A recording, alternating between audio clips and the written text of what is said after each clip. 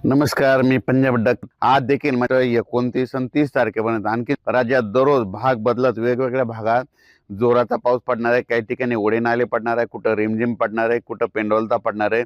पण राज्यात हा पाऊस पडणार आहे, हा अंदाज लक्षात. तर सुरुवातीला सांगायचं झालं तर आज यवतमाळ जिल्हा, नांदेड जिल्हा, परभणी जिल्हा, लातूर जिल्हा, बीड जिल्हा, धाराशिव जिल्हा, सोलापूर जिल्हा, सांगली, सातारा, त्याच्यानंतर अहिल्यानगर, त्याच्यानंतर इकडं झालं तर संभाजीनगर, बीड, जालना, बुलढाणा, अकोला, अमरावती, वर्धा, नागपूर, भंडारा. म्हणजे सांगायचं झालं तर ह्या पट्ट्यात आज जरा जास्त पाऊस पडणार आहे. आणि राज्यात सांगायचं झालं तर म्हणजे 28, 29, 30 म्हणजे आणखीन 3 दिवस पाऊस पडणार आहे. त्याच्यामध्ये राज्यात सांगायचं झालं तर मुंबई म्हणजे मुंबईला 28, 29, 30च्या दरम्यान मुंबईला देखील जोराचा पाऊस राहणार आहे, म्हणून हे मुंबईकरांच्या जनतेचे अंदाज लक्षात. त्याच्यानंतर राज्यात सांगायचं झालं तर महाराष्ट्रामध्ये सांगायचं झालं तर कोकणपट्टीमध्ये देखील ना जवळपास 29, 30 ऑगस्ट पर्यंत कोकणातला पाऊस देखील चालू राहणार आहे.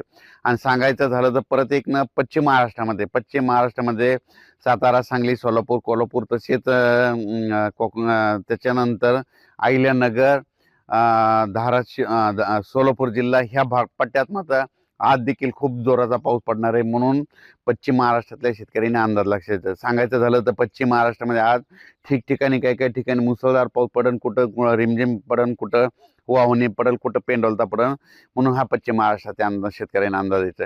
त्याच्यानंतर आपण उत्तर महाराष्ट्राकडे बघू. उत्तर महाराष्ट्राकडे नंदुरबार जिल्हा, धुळे जिल्हा, जळगाव जिल्हा, नाशिक जिल्हा, म्हणजे ह्या जिल्ह्यामध्ये सगळीकडे मध्ये ह्या जवळपास 28, 29, 30 या 3 दिवसामध्ये दररोज वेगवेगळ्या जिल्ह्यात चांगला जोराचा पाऊस पडणार आहे, म्हणून हा अंदाज लक्षात घ्यायचा. काही त्याच्यानंतर सांगायचं झालं तर मराठवाड्यामध्ये सगळ्यात जास्त तुम्हाला मागच्या अंदाजामध्ये सांगितलं होतं विदर्भ आणि मराठवाड्यामध्ये जरा जास्त पाऊस पडणार आहे.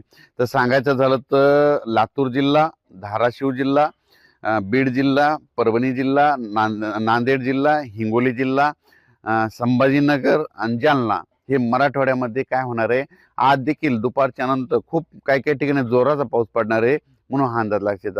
म्हणजे मराठवाड्यात देखील सांगायचं झालं तर मराठवाड्यात सगळ्या जिल्ह्यामध्ये जवळपास 28, 29, 30च्या दरम्यान चांगला जोराचा पाऊस पडणार आहे, म्हणून हा अंदाज लक्षात.